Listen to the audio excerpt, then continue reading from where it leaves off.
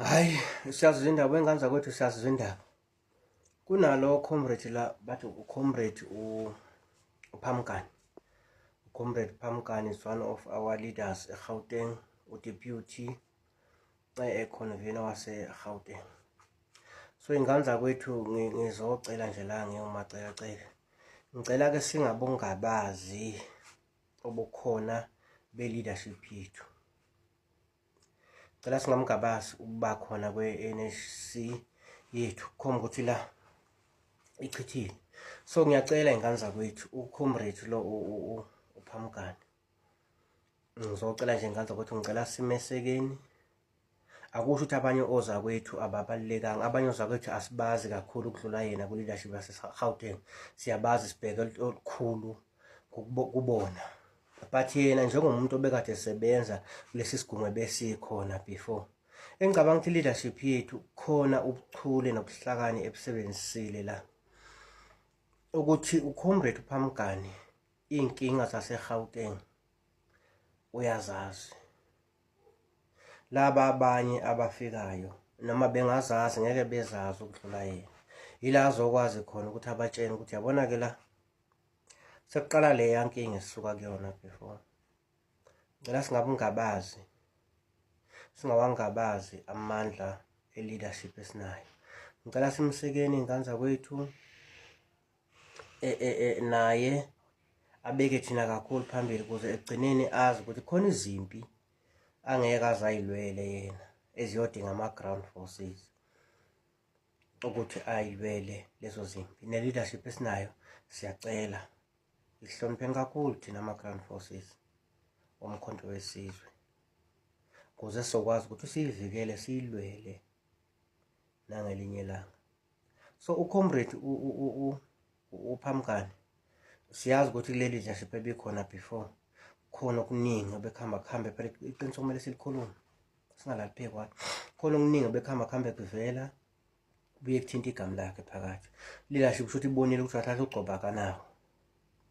Kuyenzeka uhambe nabantu uthi uhamba nabantu aba-wrong. Angisho ukuthi njalo. Kuyenzeka uhambe nabantu uthi uhamba nabantu aba-wrong, beku-influence. Kanti wena khona into obuyizela. And siyabonga leadership ukuthi ikwazile ukuthi imnikeze i-second chance. And siyabonga leadership ukuthi sine-leadership echithile la, ekwazile ukubheka ukuthi laba bantu esizobathatha sibanikeze ama-position, our conveners, coordinators, fundraisers, organizers nabanye ey'nkingeni ey'la eGauteng khona abangazazi or abangeke bey'bone mase yiqala ziza yiqhamuka. Yathi misibakhethile sithi nanga omunye somthatha simfake phakathi kwini, okuyothi uma ngabe kukhona iy'nkinga ey'velayo azi yena ukuthi lalelani lena yona nkinga ebesinayo, lena yaqala kanje. Ngiyacela nje ngane zakwethu simesekeni. Kulungile-ke abanye bethu sikhonela ukubona ukuthi khona lapha engathi ubehamba phazima, uthole ngasikhathi ubengaphazami njalo, angisho ukuthi kunjalo, uyabo. Kodwa nje ake simesekeni iy'ngane zakwethu, ake siyithembeni i-leadership, ake sithembeni abantu asikhethelwe bona ukuthi njengamanje eGauteng bazosilawula.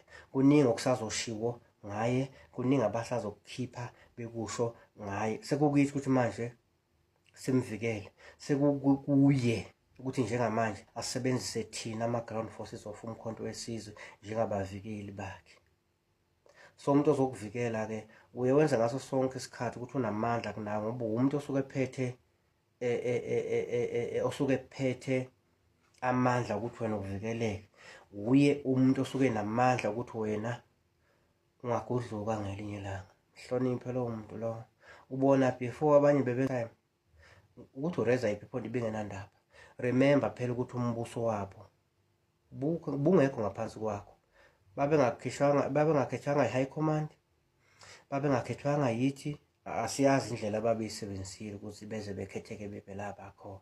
So ukuncenga thina kwakungekho, babengenandaba nathi.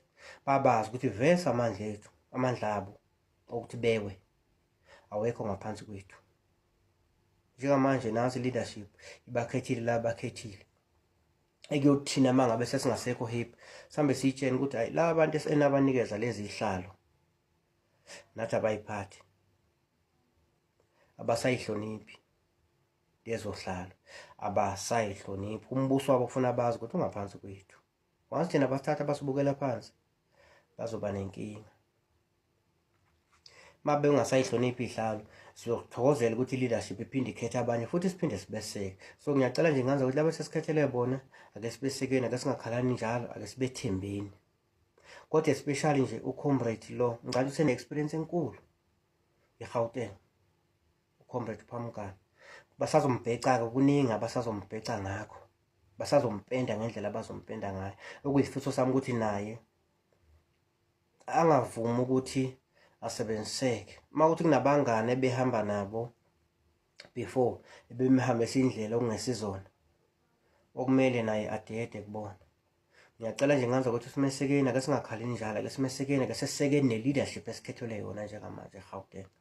Ake sisekeni nje i-leadership esikhethelwe yona njengamanje eGauteng. Ake siyethembeni. La aqhuzuka khona siyombonisa.